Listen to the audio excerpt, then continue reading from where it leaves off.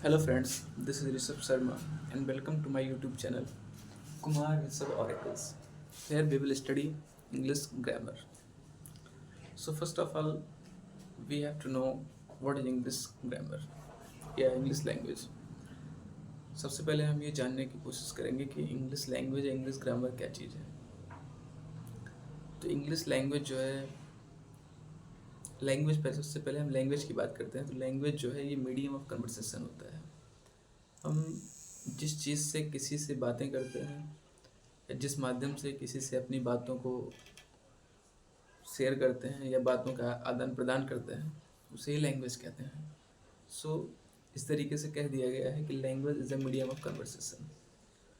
So first of all we have to know कि this language means English language कि यह language यानी English language ये कहाँ से आई, इसकी उत्पत्ति कहाँ से हुई है, हमने इसको कैसे जाना, इसका हिस्ट्री क्या है, हमने इस लैंग्वेज को मतलब कैसे जाना, कैसे इसके बारे में जाना, कैसे हमने पढ़ना सीखा या कैसे कैसे भी ये चीज़ें यहाँ तक पहुँची हैं। तो हम इसके हिस्ट्री को पढ़ेंगे कि इंग्लिश लैंग्वेज आई कहाँ से। तो इंग्लिश लैंग्वेज जो है फर्स्ट ऑफ ऑल ये तो मदर टंग ऑफ ब्रिटेन, ये कह सकते हैं इंग्लैंड या यूनाइटेड किंगडम। ये ब्रिटेन की है यानी लंदन की मदर टंग है, मातृभाषा है। जैसे अपने इंडिया की हिंदी है वैसे इंग्लैंड या लंदन की इंग्लिश है, मदर टंग। तो इंग्लिश लैंग्वेज जो है ये 5th सेंचुरी में यानी 450 एडी में 450 एडी में इंग्लैंड पहुंची। और पहले भी जो इंग्लिश लैंग्वेज थी ये इंग्लैंड की भाषा नहीं थी। इंग्लैंड में ये पहुंची 450 एडी में। और इंग्लिश लैंग्वेज को लाने वाले जो लोग हैं वो कौन थे? तो ये लोग 3 जर्मनी ट्राइब्स थे, मैंने 3 जर्मनी की जनजातियाँ थी जिसे एंगल्स, सेक्सन्स और जूट्स कहते हैं। ये लोग नॉर्थ सी यानी उत्तरी समुद्र को पार करके, अब जिसे डेनमार्क भी बोला जाता है, वहाँ से पार करके ये लोग इंग्लैंड में आए और अपनी भाषाओं का आसार प्रसार किया। तो अगर पूछा जाता है कि इंग्लिश लैंग्वेज का एडवेंट यानी खोज कहाँ से हुई, कहाँ से आई, तो 3 जर्मनी ट्राइब्स ने, 3 जर्मनी के जनजातियाँ थी, उन्होंने ही इंग्लिश लैंग्वेज को इंग्लैंड तक लाया। अब इनका नाम क्या क्या है? एंगल्स, सेक्सन्स और जूट्स है। 450 ईसा पूर्व में ये लोग आए थे यानी 5वीं शताब्दी के अंतर्गत। तो इंग्लिश लैंग्वेज में हम यानी इंग्लिश में 2 टाइप्स की चीज़ें पढ़ते हैं, एक इंग्लिश लिटरेचर, इंग्लिश लैंग्वेज। तो यहाँ पे बेसिकली हम इंग्लिश लैंग्वेज के बारे में ही अध्ययन करेंगे। तो अब जब इंग्लिश लैंग्वेज यहाँ पे आ गई इंग्लैंड में, तो हम ये जानते हैं कि इंग्लिश लिटरेचर में किसने अपना योगदान दिया है, फादर कौन है, जनक कौन है इंग्लिश लिटरेचर का, इंग्लिश ग्रामर का फादर कौन है। तो ऐसे ही हम जानेंगे कि इंग्लिश लैंग्वेज कैसे पूरे दुनिया में फली फूली, कैसे ही ये मतलब दिन प्रतिदिन बढ़ती जा रही है। यूजेस ऑफ इंग्लिश लैंग्वेजेस मतलब कि स्पेंसिंग, एक्सपेंडिंग बढ़ता जा रहा है day by day all over the world. As we can say that English language is also known as the window of the world. पूरी दुनिया में इसका बोलबाला है, इंग्लिश चल रही है। तो इंग्लिश लैंग्वेज जो है इसको माना जाता है window of the world.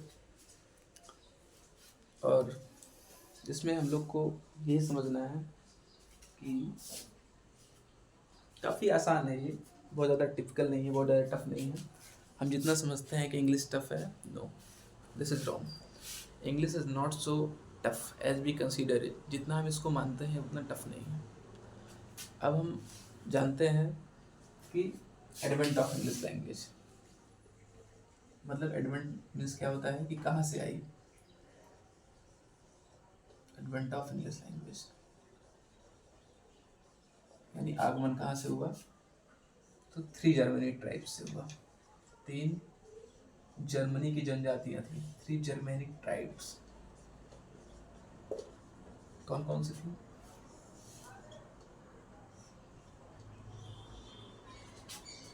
Angles, ANGLES, sections and Jutes.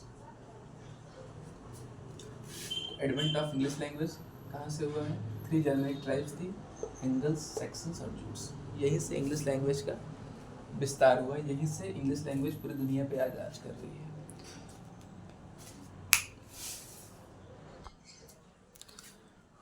अब हम ये समझते हैं कि इंग्लिश लैंग्वेज, जैसे हमने बताया कि इंग्लिश लैंग्वेज 2 प्रकार की होती है, एक इंग्लिश लिटरेचर, इंग्लिश ग्रामर।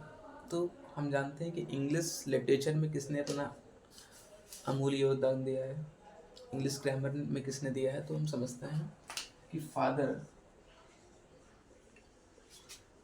सबसे पहले हम जानते हैं फादर ऑफ इंग्लिश लिटरेचर, अंग्रेजी साहित्य का पिता किसे कहते हैं, जनक किसे कहते हैं।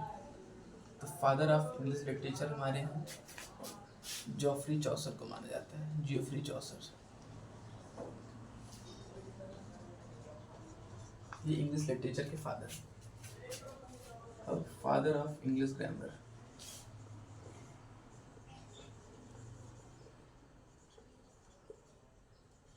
इंग्लिश ग्रामर के फादर कौन है सॉरी, इंग्लिश ग्रामर के फादर है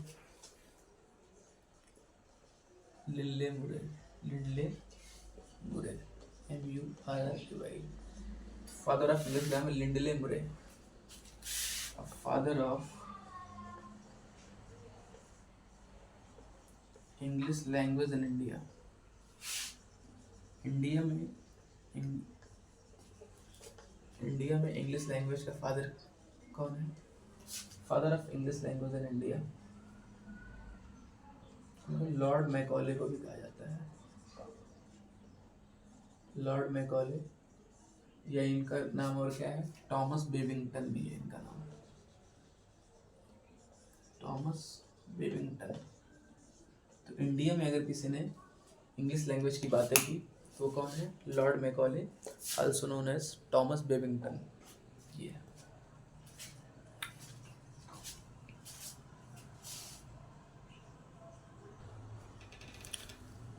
सो फ्रेंड्स, जैसा कि हमने जाना कि हिस्ट्री ऑफ इंग्लिश लिटरेचर क्या था, हिस्ट्री ऑफ इंग्लिश ग्रामर, यानी इनके फादर कौन थे, father of English literature, father of English grammar, father of English in India, हमने जाना है। और इंग्लिश लैंग्वेज का आविष्कार कह सकते हैं कि आगमन कहाँ से हुआ, प्रस्थान कहाँ से हुआ, तो 3 जर्मनिक ट्राइब से हुआ है, एंगल्स, सेक्शंस और जूट से। अब हम आगे चल के इसके बारे में जानेंगे।